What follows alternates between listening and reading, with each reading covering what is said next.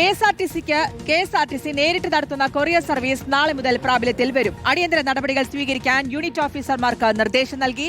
KSRTC general മാനേജറാണ് ഇത് സംബന്ധിച്ച് മെമ്മോറണ്ടം പുറപ്പെടുവിച്ചത്.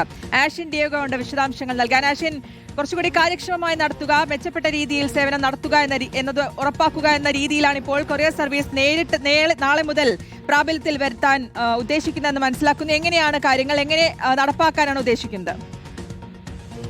അശ്വതി, കഴിഞ്ഞ ദിവസമാണ് സ്വകാര്യ കമ്പനിയുമായുള്ള കെ.എസ്.ആർ.ടി.സിയുടെ കൊറിയർ സർവീസുമായുള്ള കരാർ അത് കെ.എസ്.ആർ.ടി.സി റദ്ദാക്കിയത്. അതിന് പിന്നാലെ ഈ കൊറിയർ സർവീസ് നേരിട്ട് നടത്താൻ കെ.എസ്.ആർ.ടി.സി തീരുമാനിക്കുകയായിരുന്നു. നേരത്തെ കെ.എസ്.ആർ.ടി.സി തന്നെയാണ് ഈ കൊറിയർ സർവീസ് നടത്തിയിരുന്നത്. ആ സമയത്ത് ഇത് ലാഭകരമായിരുന്നു. പക്ഷെ പിന്നീട് ഇതിന് കുറച്ചുകൂടി ഒരു ആധുനികവൽക്കരണം കൊണ്ടുവരുന്നതിന്റെ ഭാഗമായാണ് ഇതിൽ ഒരു സ്വകാര്യവൽക്കരണം നടപ്പിലാക്കാൻ ശ്രമിച്ചത്. അതായത് മറ്റൊരു സ്വകാര്യ കമ്പനിക്ക് ഈ കെ.എസ്.ആർ.ടി.സിയുടെ കൊറിയർ സർവീസ് ഏർപ്പാട് ആക്കിയിരുന്നു. അതൊരു പ്രൊഫഷണൽ രീതിയിലേക്ക് മാറ്റുന്നതിന്റെ ഭാഗമായിരുന്നു മുൻ ഗതാഗത മന്ത്രി കെ പി ഗണേഷ് കുമാർ ഇത് ഒരു പുറം കരാർ നൽകിയത്. പക്ഷേ അത് പിന്നീട് വലിയ തരത്തിൽ കംപ്ലൈന്റുകൾ, പരാതികൾ കേട്ടു തുടങ്ങി. മാത്രമല്ല, ഇതിന് ഈ കെ.എസ്.ആർ.ടി.സി കൊറിയർ സർവീസ് വഴി ലഭിച്ചിരുന്ന വരുമാനം അത് വലിയ രീതിയിൽ താഴേക്ക് പോവുകയും ചെയ്തിരുന്നു. അങ്ങനെ വലിയ പ്രതിസന്ധികൾ ഈ കൊറിയർ സർവീസുമായി ബന്ധപ്പെട്ട് നിന്നിരുന്നു. ഈ കൊറിയർ സർവീസിലെ ജീവനക്കാർക്ക് ശമ്പളം നൽകാത്ത ഒരു സാഹചര്യത്തിലേക്ക് വരെ കാര്യങ്ങൾ എത്തി നിന്നു. പിന്നീട് ഇവർ സമരത്തിലേക്ക് വരെ വരുന്ന കാര്യങ്ങളിലേക്ക് വരെ എത്തിയിരുന്നു. ഇതിന് പിന്നാലെയാണ് കെ.എസ്.ആർ.ടി.സി ഒരു 10 ദിവസത്തെ സമയം നൽകിക്കൊണ്ട്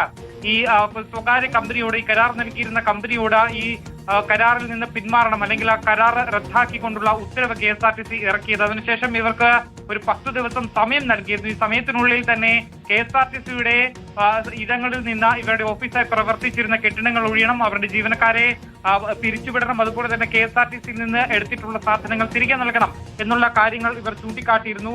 മാത്രമല്ല, പുതിയതായി വന്നിട്ടുള്ള കൊറിയർ അത് 10 ദിവസത്തിനുള്ളിൽ തന്നെ അത് നൽകി തീർക്കണം, പുതിയതായി കൊറിയർ ഒന്നും എടുക്കരുത് എന്നൊരു മുന്നറിയിപ്പ് കൂടി നൽകുകയും ചെയ്തിരുന്നു. അത് കഴിഞ്ഞതോടുകൂടിയാണ് കെ.എസ്.ആർ.ടി.സി ഇപ്പോൾ ഈ സ്വമേധയ പഴയ രീതിയിൽ തന്നെ ഈ സർവീസുകൾ, ഈ കൊറിയർ സർവീസ് നടത്താൻ തീരുമാനിച്ചിട്ടുള്ളത് എന്നുള്ളതാണ്. കെ.എസ്.ആർ.ടി.സി കൊറിയർ ആൻഡ് ലോജിസ്റ്റിക്സ് സർവീസിന് മുതൽ കോർപ്പറേഷൻ നേരിട്ടായിരിക്കും നടത്തുക. ഇത് നാളെ മുതൽ പ്രാബല്യത്തിൽ വരും എന്നുള്ളതാണ്. അതിന്റെ ഭാഗമായി അടിയന്തര നടപടികൾ സ്വീകരിക്കാൻ ഈ യൂണിറ്റ് ഓഫീസർമാർക്ക് നിർദ്ദേശം നൽകിയിട്ടുണ്ട് എന്നാണ് നമുക്ക് ഇപ്പോൾ മനസ്സിലാക്കാൻ കഴിയുന്ന. കെ.എസ്.ആർ.ടി.സി ജനറൽ മാനേജറാണ് ഇത് സംബന്ധിച്ച മെമ്മോറാണ്ടം പുറപ്പെടുവിച്ചിട്ടുള്ളത്. ശ്രുതി, വ്യക്തമാണ്. ആഷിൻ ഡിയോഗോ ആണ് വിശദാംശങ്ങൾ നൽകിയത്.